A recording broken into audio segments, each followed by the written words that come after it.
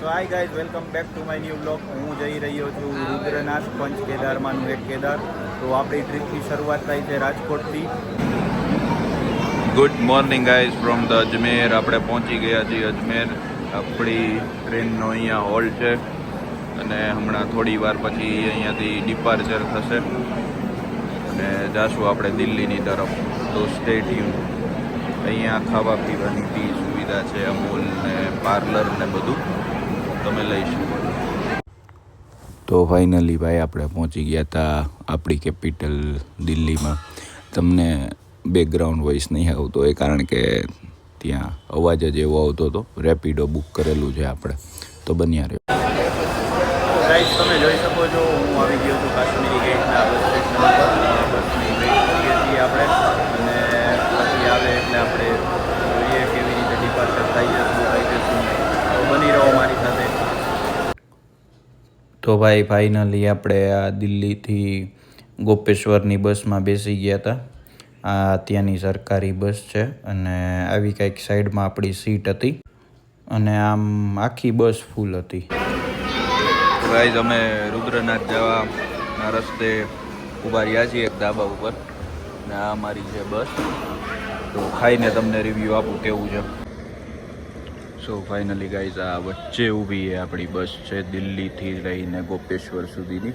એનું ગોપેશ્વર સુધીનું ભાડું છે 905 રૂપિયા. આ કંઈક આવો હાઈવે છે.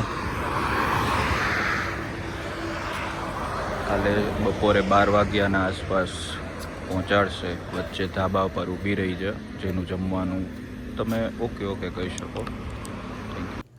તો હરિદ્વારના નજારા જોઈ લ્યો ભાઈ. ગાઈસ, ફાઇનલી આપણે પહોંચી ગયા છીએ ઋષિકેશ અને હવે અહીંયા બસનો 1.5 કલાકનો હોલ્ડ છે. 2 વાગ્યા છે અને હવે 3:30 વાગે અહીંયાથી ગોપેશ્વર જવા રવાના થશે.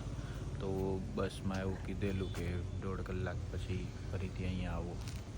તો તમે અહીંયા ટાઈમ પાસ કરી શકો છો. ઋષિકેશનો બસ સ્ટેન્ડ છે. અહીંયા તમે સામે જોઈ શકો છો ચા નાસ્તોની વ્યવસ્થા છે, એવું જ આ બાજુ બી છે. તો તમે ટાઈમ પાસ સરખી રીતે કરી શકો. તો ગુડ મોર્નિંગ ભાઈ, આ આપણી મોર્નિંગ થઈ ગઈ છે. કર્ણપ્રયાગથી ઉત્તરાખંડમાં આપણે ફાઇનલી એન્ટ્રી મારી લીધી હતી અને જોવો વાદળોની પાછળ પહાડ અને પહાડની ઉપર વાદળો અને સાઈડમાંથી પાણી જાય છે ભાઈ એકદમ. તો ગાઈઝ, આ છે આપણું બપોરનું ભોજન ગોપેશ્વરમાં. જોઈ શકો છો વરસાદ ચાલુ છે. એક લોકલ ફૂડ સ્ટોલ છે, જમવાનું સરસ છે, ખાઈ શકો છો તમે. ભાઈ સાહેબ, ગોપેશ્વરનું તમે જોઈ શકો છો વેધર. આ બધા પહાડ છે જે વાદળોથી ઢંકાઈ ગયા છે અને હું અત્યારે ટેક્સીની રાહમાં જઈ રહ્યો છું આગળ. ખૂબ જોરદાર લોકેશન છે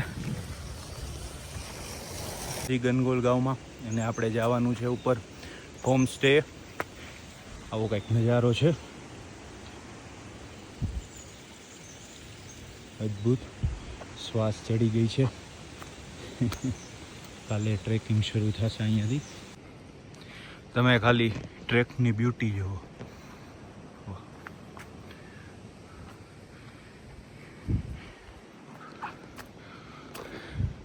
700 મીટર જવાનું છે, એમાં શ્વાસ ચડી ગયો છે. કાલે 20 કિલોમીટર કઈ રીતે પૂરું થશે? બમ બમ બોલે. આ છે હોમ સ્ટે. આ જવાનો માર્ગ છે ટ્રેકિંગનો અને આ છે વ્યૂ. નાના પૈસા છે બોસ. વ્યૂ જોવો તમે વાદળોમાં.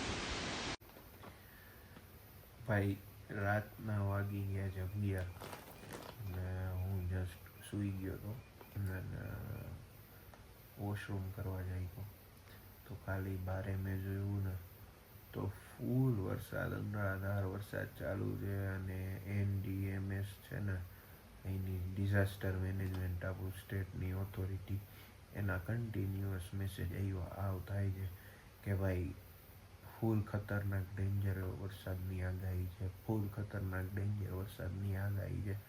હર 2 કલાકે ને હર કલાકે એવા મેસેજ આવે છે.